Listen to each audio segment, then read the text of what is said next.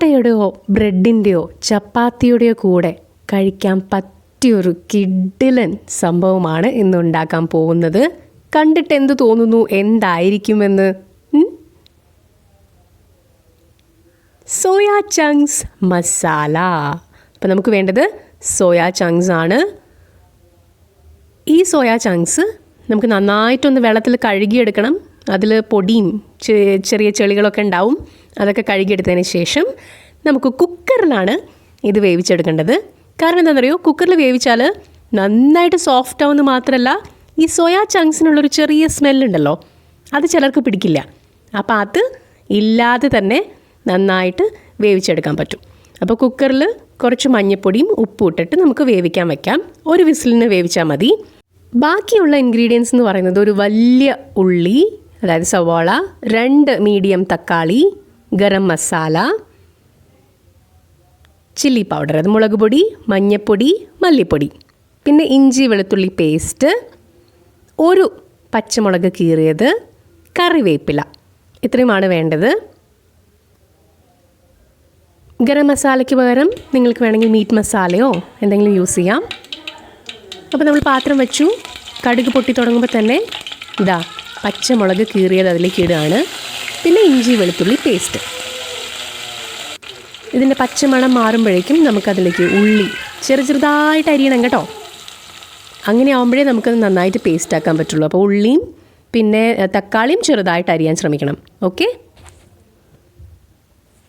ഇത് ഈ ഒരു ഉള്ളിയുടെ കളറൊന്ന് ചേഞ്ചായി വരുമ്പോഴേക്കും നമുക്ക് നമ്മുടെ മസാലകൾ 3 മസാലകൾ അതിലേക്ക് ആഡ് ചെയ്യാം.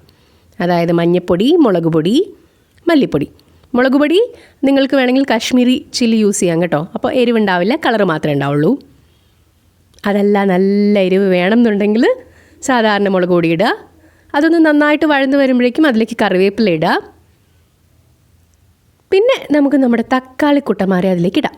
ഓക്കെ, എന്നിട്ട് ഈ തക്കാളി നന്നായിട്ട് ഇതുപോലെ പേസ്റ്റായി കിട്ടണം കേട്ടോ, എന്നാലേ ഒരു ടേസ്റ്റ് ഉണ്ടാവുള്ളൂ. ഒന്ന് നന്നായിട്ടൊന്ന് പ്രസ് ചെയ്ത് ഒന്ന് ചതച്ച് കൊടുത്തു കഴിഞ്ഞിട്ടുണ്ടെങ്കിൽ അത് ഇതുപോലെ പേസ്റ്റായി കിട്ടും. പിന്നെ നമുക്ക് ഗരം മസാല അതിലേക്ക് ആഡ് ചെയ്യാം.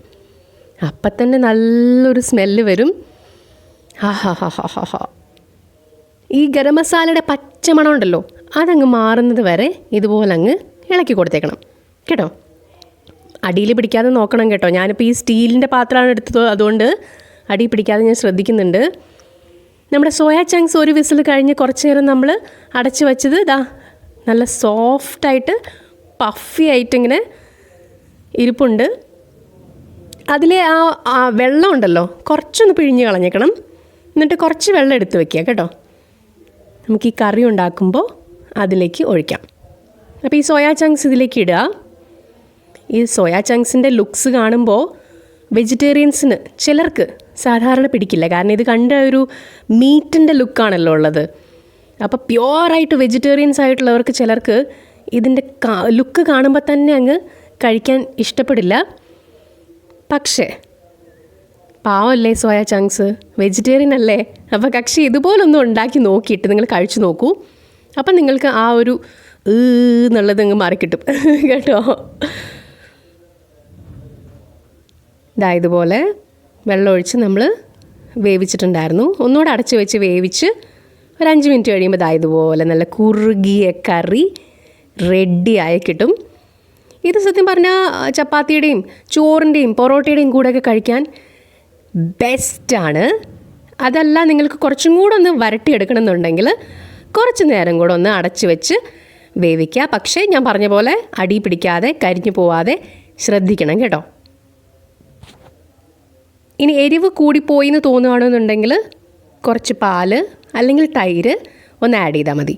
അപ്പോൾ കറക്റ്റായിട്ട് ബാലൻസ് ആയി കിട്ടും. ഇതായപ്പോൾ ഞാൻ കുറച്ച് വരട്ടി ഡ്രൈ ആക്കി എടുത്തിട്ടുണ്ട്, തിക്ക് ഗ്രേവി ആയിട്ട്. എനിക്കതാണ് ഇഷ്ടം. അതിന് മുകളിൽ കുറച്ച് മല്ലിയിലയിട്ട് കുട്ടപ്പനാക്കി എടുത്തിട്ടുണ്ട്. എന്താ ഒരു ലുക്ക് അല്ലേ. നല്ല സോഫ്റ്റ് ആയിട്ടുള്ള സോയ ചങ്ക്സ് ആ മസാലയിൽ നല്ലോണം അങ്ങ് വരണ്ട് മസാലയെല്ലാം നന്നായിട്ട് അതിൽ പിടിച്ച് എരിവും അത്യാവശ്യത്തിന് പുളിയും അത്യാവശ്യത്തിന് മസാലയും ഒക്കെ പിടിച്ചിട്ടുള്ള ആ ഒരു കറി ഉണ്ടല്ലോ. ഇനി കഴിക്കേണ്ടത് സത്യം പറഞ്ഞാൽ പൊറോട്ടയുടെ കൂടെയാണ്. പക്ഷേ എന്ത് ചെയ്യാനാ, എൻ്റെ കയ്യിലിപ്പോൾ പൊറോട്ട ഇല്ല, ചപ്പാത്തിയും ഇല്ല. അപ്പോൾ ഞാൻ തൽക്കാലം ഈ സോയ ചങ്ക്സ് മസാല ട്രൈ ചെയ്യാൻ പോകുന്നത് നല്ല ബ്രെഡിൻ്റെ കൂടെയാണ്. ഓക്കെ, അതിൻ്റെ കൂടെയും നല്ല കോമ്പിനേഷനാണ്. ഇതാ ബ്രെഡ് ഇങ്ങനെ ഒരു കഷ്ണം എടുത്തിട്ട് ആ കഷ്ണത്തിലേക്ക് 2-3 സോയ ചങ്ക്സ് എടുത്ത് ഇങ്ങനെ പിടിച്ച് കഴിച്ചാലുണ്ടല്ലോ,